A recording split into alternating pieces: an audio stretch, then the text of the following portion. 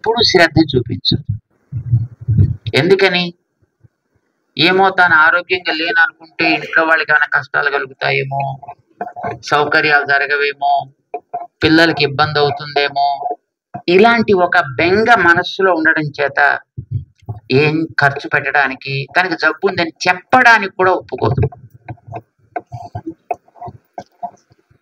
ఈ cervical cancer అంటామే, దీన్ని పరీక్ష చేయించుకోవాలంటే మన హాస్పిటల్స్ లో 2000 దగ్గర నుంచి 5000 దాకా ఖర్చు అవుతుంది. తన ఆరోగ్యం కోసం అసలు పైసలే ఖర్చు పెట్టే అలవాటు లేని మహిళ ఇంత పైసలు ఎందుకు ఖర్చు పెట్టాలి? బట్టల కోసం ఖర్చు పెడతారు అనుకోండి, బంగారం కోసం ఖర్చు పెడతారు అనుకోండి, కానీ ఆరోగ్యం కోసం ఖర్చు పెట్టరు. అందుకోసమనే మహిళ ఆరోగ్యాన్ని జాగ్రత్తగా చూసుకోవడం అనేటటువంటిది మిగతా కుటుంబానికి, సమాజానికి కూడా బాధ్యత. సరే, అది మిగతా వాళ్ళు చేస్తారో చేయరో, మనమైతే చేద్దాము అని మన వికాస తరంగిణి మహిళలనే ప్రేరేపించి, ఇప్పుడు మీ నర్సీపట్నం ఉందనుకోండి, మీ ఊళ్ళో ఉండేటటువంటి 20-30 మంది మహిళలు కాస్త శ్రద్ధ కలిగిన వాళ్ళు ముందుకు రాగలిగితే మీకే శిక్షణ ఇచ్చి ఏం చెయ్యాలి, ఎలా చెయ్యాలి, కావలసిన పరికరాలు మీకే ఇచ్చి మీరే మీ ప్రాంతపు మహిళల ఆరోగ్యాన్ని జాగ్రత్తగా చూడగలిగే వ్యక్తులు అవుతారు. ఇది మంచిదే చెడ్డదా ఏమ్మా? మహిళల ఆరోగ్యాన్ని ఎవరు చూడాలి? మహిళల, పురుషుల? మన ఆరోగ్యం ఎవరి చేతుల్లో ఉంటుంది? అయ్యో రేపొద్దున నన్ను ఆయన చూడలేదండి, ఈయన చూడలేదండి, గవర్నమెంట్ చూడలేదండి, మరొకళ్ళు చూడలేదండి. Nobody looks after us. మన గురించి ఎవరో పట్టించుకుంటారు అని అనుకోవడం తప్పు. మన ఆరోగ్యాన్ని జాగ్రత్తగా పెట్టుకోవాల్సిన బాధ్యత ఎవరిది? మనదే.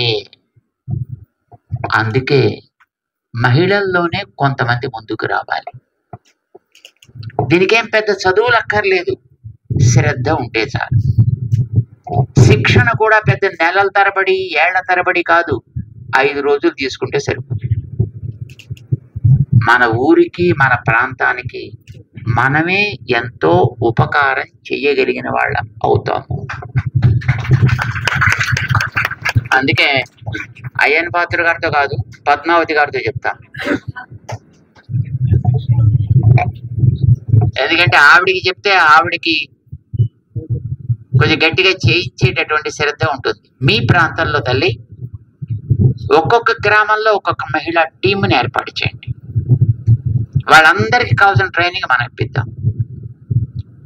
మీ ఈ ప్రాంతంలో అలాగ ట్రైనింగ్ తీసుకున్నటువంటి వాళ్ళు మన విశాఖపట్నంలో ఉన్నారు చాలా మంది. ఇటు పక్కన మన తూర్పుగోదావరి జిల్లాలో ఉన్నారు, కాకినాడలో ఉన్నారు, శ్రీకాకుళంలో ఉన్నారు, అన్ని చోట్ల ఉన్నారు. వాళ్ళెవరినైనా వచ్చి మీ దగ్గరికి మీతో పాటు కొన్ని క్యాంపులు జరిపించి అనుభవం మన వాళ్ళకి చక్కగా కలిగి మన వాళ్ళే స్వతంత్రంగా చేసుకోగలిగేట్టుగా మనం చేయొచ్చు. ఇది మహిళా ఆరోగ్య దృష్ట్యా మన దేశానికి చాలా అవసరం. అయితే ఇందులో 2 పరీక్షలు చేయాలి. మొట్టమొదట ఒకసారి పరీక్ష చేసి ఏదైనా సమస్య అనిపిస్తే మందు ఇవ్వాలి. ఆ ఇచ్చిన మందు పని చేసిందో లేదో మనకి ఎట్లా తెలిసేది? అంటే 10 రోజుల తర్వాత మళ్ళీ వచ్చేవాళ్ళు పరీక్ష చేయించుకోవాలి. అప్పుడు మనం ఇచ్చిన మందు పని చేసిందా లేదో తెలుస్తుంది. కానీ రారండి, అసలు మొదటి పరీక్షకే రారు. వచ్చిన వాళ్ళు 2వ పరీక్షకి ఎందుకు రాలేదమ్మా అని తగ్గిన తర్వాత కూడా మీకు చెప్పాలనా అని అడుగుతారే. అంటే చెప్పాలి, మనకి తెలియాలి కదా.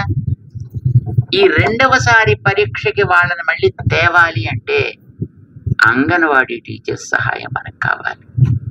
ఎందుకంటే ప్రతి 1000 మంది మహిళల మీద ఒక్కొక్క అంగన్వాడీ వర్కర్కి హోల్డ్ ఉంటుంది వాళ్ళకి. కనుక ఈ అంగన్వాడీ వాళ్ళు కనుక వీళ్ళతో కలిస్తే వాళ్ళు ఆ మందు తీసుకున్న వాళ్ళు మళ్ళీ వచ్చి పరీక్ష చేయించి ఎస్ నీకు బాగుంది, ఇంకా నీకు ఈసారి చెక్ చేస్తే ఓ ఏడాది దాకా నీకేం ప్రమాదం లేదు. లేదు ఒకవేళ సమస్య ఉందంటే ఎక్కడ ఎలా ట్రీట్మెంట్ ఇప్పించవచ్చు, ఇలా తీసుకోవాలి, లేకపోతే కనీసం అవగాహన కలిగించగలరు. మహిళ ఆరోగ్యం సమాజానికి వెన్నెముక. మహిళ ఆరోగ్యంగా ఉంటేనే ఊరు ఆరోగ్యం, కుటుంబం ఆరోగ్యం, దేశం ఆరోగ్యం. భర్త గారికి కూడా అంచేత మహిళా ఆరోగ్యం అనేటటువంటిది ఒక ప్రధాన కార్యక్రమంగా తీసుకొని మనం చేస్తున్నాం. 2010లో ఇది మనం ప్రారంభం చేశాం. 2016 దాకా మేము సుమారు ఒక 12 లక్షల మందికి చేశాం. అవగాహన కలిగించి ముందుగానే పరీక్ష చేసి వాళ్ళకి అది రాకుండా చేసేటట్లు, వస్తే త్వరగా ట్రీట్మెంట్ తీసుకునేటట్లు చేసే కార్యక్రమాన్ని మన వికాస తరంగిణి తీసుకుని ఇప్పటిదాకా 34 లక్షల మంది మహిళలకి చేసింది. ప్రపంచంలో ఏ ఎన్జిఓ కూడా ఇంత ఇప్పటిదాకా చేయలేదు. మన వికాస తరంగిణి ఆ కార్యక్రమం చేస్తోంది. మన విశాఖపట్నంలో కూడా టీమ్స్ ఉన్నాయి. మహిళల్లోంచి కొంతమందిని మనం తీసుకుని వాళ్ళకి శిక్షణనిచ్చి కావలసిన పరికరాలనిచ్చి వాళ్ళ ప్రాంతాల్లో వాళ్ళే తిరిగి అవగాహన కలిగించే ఏర్పాట్లు మనం చేస్తున్నాం. ఇంతవరకు అంతమందికి చేయడం జరిగింది. తెలంగాణ ప్రాంతంలో అక్కడ ఉండేటటువంటి గవర్నమెంట్ అంగన్వాడీ టీచర్స్ని మన వికాస తరంగిణితో కలిపింది. అలా కలపడం చేత మనకి ఎక్కువ మందికి ఈ ఉపకారం మనం అందించగలుగుతున్నాం. కానీ మన ఆంధ్ర రాష్ట్రంలో అలాంటిది చేసే అవకాశం ఇప్పటిదాకా కలగలేదు. మన అయ్యన్న పాత్రుడు గారు శ్రద్ధ తీసుకుంటే ఆ విభాగం చూసే వాళ్ళు ఎవరి చేతైనా కనుక చెప్పించినట్లయితే మన వికాస్ తరంగిణి వాలంటీర్స్ అంగన్వాడీ టీచర్ సహాయంతో ఎంతో మంది మహిళలకి మనం ఉపకారం చేసి, మీకు ఒక విషయం చెప్తా, మీ అందరికీ తెలుసు, ఇంట్లో మగాయనకి జబ్బు చేసింది అనుకోండి, ఏం పెద్ద ప్రాబ్లం ఏం లేదు.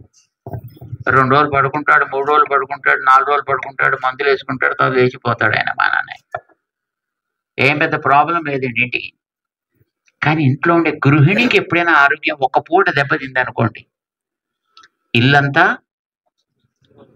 అతలా కుతలం అయిపోతుంది.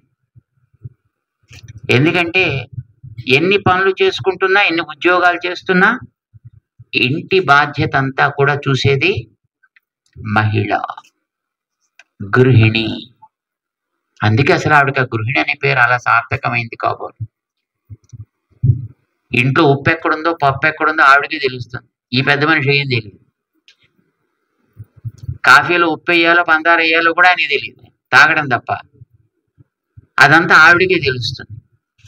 కనుక ఆవిడికి ఒక పూట కనుక ఏదైనా సమస్య వస్తే ఆరోగ్యంలో, ఇంకా ఆ ఇల్లంతా గందరగోళమే. కానీ మహిళ ఎప్పుడూ కూడా తన ఆరోగ్యం కోసం పైసలు ఖర్చు పెట్టుకోవాలి అని కోరుకోదు. భర్త కోసం ఖర్చు పెట్టిస్తుంది. అవసరమైతే తన గాజులో మంగళసూత్రం తాకట్టు పెట్టిన డబ్బులు తెచ్చి భర్త గారి ఆరోగ్యం చూడాలనుకుంటుంది. తన ఆరోగ్యం చూసుకోవాలి అని కోరుకోదు. ఏమండి, కరెక్టా కదా? వికాస్ తరంగిణి చేస్తుంది పిల్లల కోసం.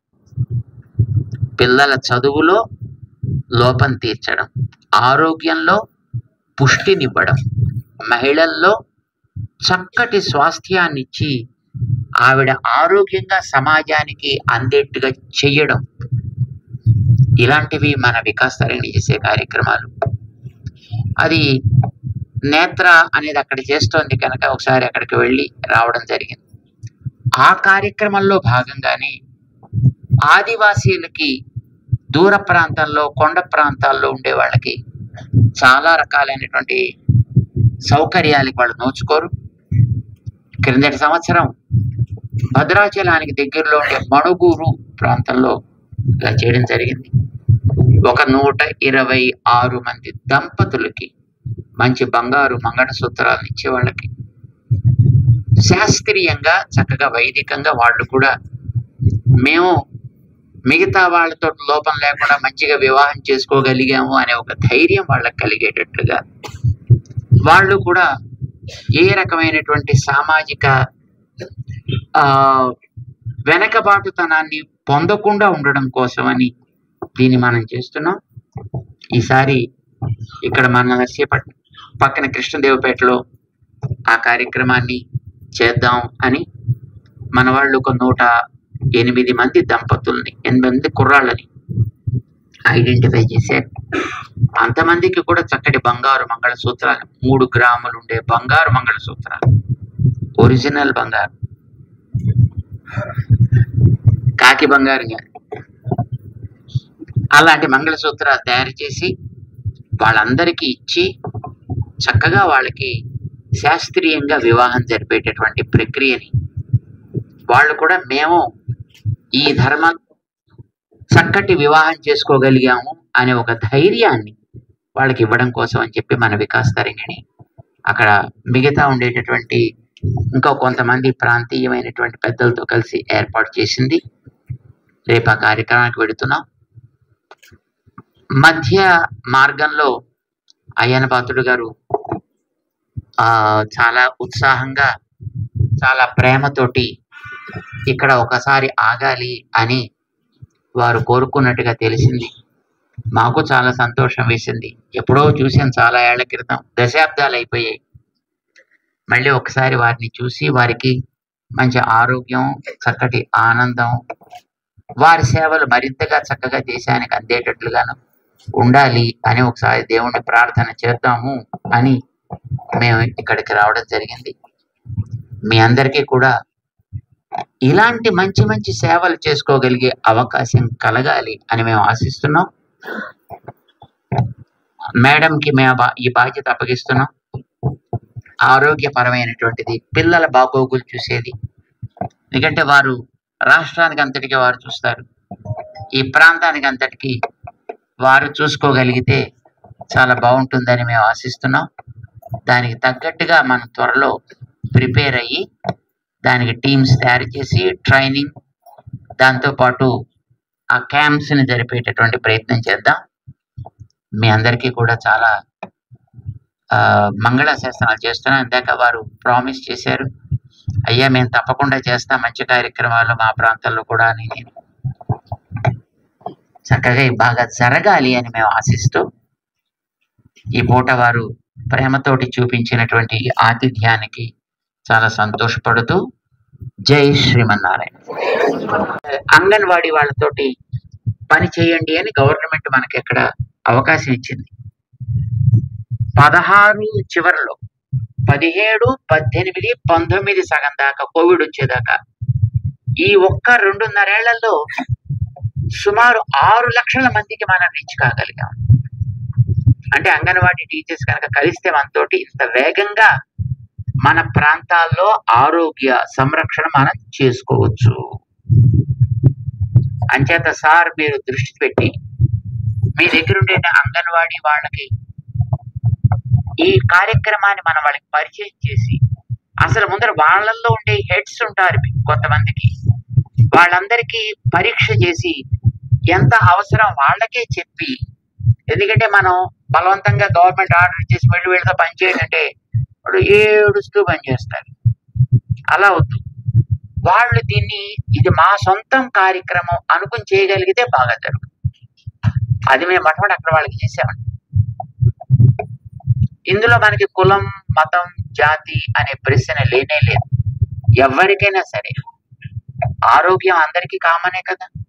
అంచేత మనం అందరికీ పరీక్షలు చేయాలి, అందరికీ ఆరోగ్యం. ఇది మన వికాస్ తరంగిణి చేసే కార్యక్రమాల్లో ఒక ప్రధాన కార్యక్రమం. రెండవది, చిన్నపిల్లలు మన దేశానికి భవిష్యత్తు, రేపొద్దున వాళ్ళే, మన కుటుంబానికి భవిష్యత్తు వాళ్ళే, మన రాష్ట్రానికి భవిష్యత్తు వాళ్ళే. పిల్లల ఆరోగ్యం బాగుంటే అన్నీ బాగుంటాయి. ఆ పిల్లల ఆరోగ్యం కోసమని మనం ఒక స్వర్ణామృత ప్రాశము అని ఒక తేనె తయారు చేస్తారు. ఆ తేనె చుక్కలు వాళ్ళకి ఇస్తారు. ప్రతి నెలలో పుష్యమి నక్షత్రం అన్నాడు, అంటే రేపు పునర్వసు, ఎల్లుండి పుష్యమి, నెలకు ఒకసారి వస్తుంది పుష్యమి. ఆ పుష్యమి నక్షత్రం నాడు కనుక వాళ్ళకి ఆ చుక్క 16 ఏళ్ల లోపు పిల్లలు ఎవరైనా సరే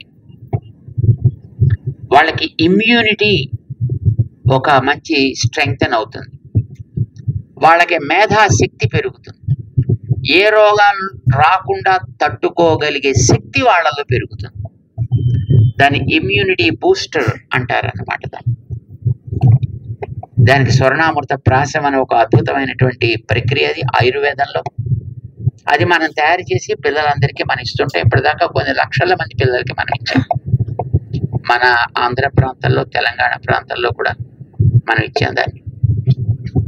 దాంతోపాటు చిన్నపిల్లలకి మంచి విద్య ఈవేళ లభించట్లేదు. మీకు ఎవరైనా ఓ పండు ఇచ్చారనుకోండి, మీరేం చెప్తారు? ఎందుకు చెప్తారు?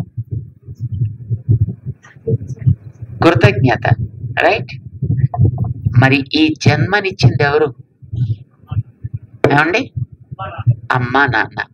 మీరు ఎప్పుడైనా అమ్మా నాన్న నాకు ఇంత మంచి జన్మనిచ్చారు థ్యాంక్స్ అన్నారండి? అలా అనాలని మీ చదువు చెప్తోందా? దురదృష్టం కొద్దీ మన చదువులో ఇలాంటి ప్రాథమిక అంశాలు కూడా లోపించాయి. సరే, లోపించాయని వాళ్ళంటే లాభం ఏంటి? ఆ లోపాన్ని ఎవరో ఒకళ్ళు మనం తీర్చుకోవాలి. కనుక మన వికాస తరంగిణి ప్రజ్ఞ అనే పేరుతోటి ఒక సిలబస్ తయారు చేసి విద్యాలయాల్లో ఉండేటటువంటి అధ్యాపకులకి దీని మీద అవగాహన కలిగించి, గవర్నమెంట్ టీచర్స్ అంటే త్వరగా ఒప్పుకోరు, అంటే ప్రైవేట్ విద్యాలయాల్లో అయితే చక్కగా ఒప్పుకుంటారు. వాళ్ళ ద్వారా దీన్ని 10 మందికి అందించే ప్రయత్నం చేస్తున్నాం. తెలంగాణలో సుమారు అక్కడ ఉండేటటువంటి 30,000 ప్రైవేట్ విద్యాలయాలు దీన్ని వాళ్ళు ఓన్ చేసుకుని టీచర్స్ ట్రైనింగ్స్ తీసుకుని వాళ్ళ పిల్లలకి నేర్పించే కార్యక్రమం ప్రారంభమైంది. అక్కడ ప్రకారంగా మంచి సూచన చేశారు. మీరు రావడం మా అదృష్టం. దాంతోపాటు సూచన చేసి ఆ బాధ్యత నా సతీమణికి అప్పచెప్పారు. సతీమణికి అప్పచెప్పంటే నేను సగ భాగమైన దాంట్లోనే. అందులోకి మీ దయ వల్ల, పెద్దల దయ వల్ల ఒక ఉన్నతమైన స్థానంలో ఉన్నాను నేను. మీరు ఇచ్చిన సూచన నాకు బాగా నచ్చింది, మంచిది.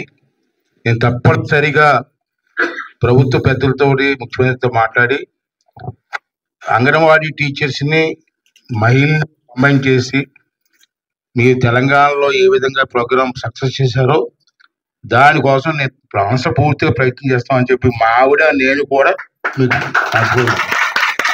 రెండోది ఏంటంటే, నేను వచ్చిన 15వ తారీఖు నుంచి అసెంబ్లీ ఉంది నాకు. నేనే దానికి స్పీకర్ ఉన్నాను కాబట్టి ఈ పాయింట్ అసెంబ్లీలో కూడా సుదీర్ఘంగా చర్చించే ఏర్పాటు. ఎందుకంటే అసెంబ్లీ చర్చిస్తే ప్రజలందరికీ కూడా అవగాహన వస్తుంది. తప్పనిసరిగా ఏమన్నా ఏమైనా తేడా పడాలని వస్తే మీకు సలహా తీసుకొని, మన వికాస తరంగాని వాళ్ళ సలహా తీసుకొని వాళ్ళతో పాటు మేము కూడా ఫాలో అవుతామని చెప్పి మనం చేస్తాను. ఇంకొక విషయం ఏంటంటే, ఒక విషయం మొన్న ఒక మీటింగ్లో మాట్లాడాను స్వామి, ఒక సబ్జెక్ట్ మీద. కొంతమంది బాగా మాట్లాడేవాళ్ళని ప్రశంసలు ఇచ్చారు, కొంతమంది ఏమన్నారంటే అలాగే ఎందుకు మాట్లాడావు అన్నారు. ఏంటి ఆ సబ్జెక్ట్ మీరు చెప్పాలి కదా, తప్పు రైట్. నాకైతే ఒక మహిళా మీటింగ్ అయింది అనకాపల్లిలో. దాన్ని పిలిచారు.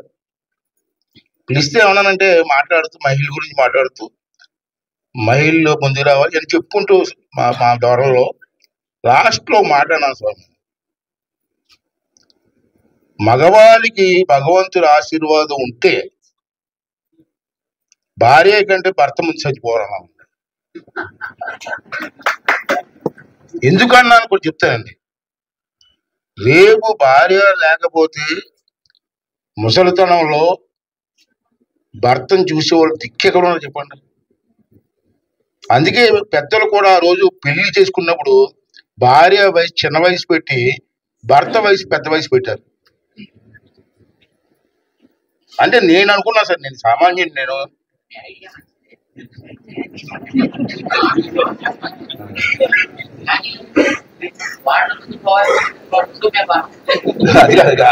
అది మీరు అనకూడదు. మీరు ఇలాంటి పెద్దలకు అందరాశీలు కావాలా అంటే నేనేమన్నానంటే, ఆ వయసులో భర్త వయసులో మంచం మీద పడుకుంటే టాబ్లెట్ ఇవ్వడానికి కానీ ఏం చేసిన భార్య లేకపోతే ఎవరు చేస్తారు? అంతే ఆ ద్వారంలో అన్నం తప్పించి వేరే ద్వారంలో అనలే. అంతే మీరు ఇచ్చిన బాధ్యత వహిస్తామండి. తప్పనిసరిగా మీతో కాంట్రాక్ట్లో ఉండి మన సంస్థతోటి కాంట్రాక్ట్లో ఉండి దీన్ని అమలు చేయడం కోసం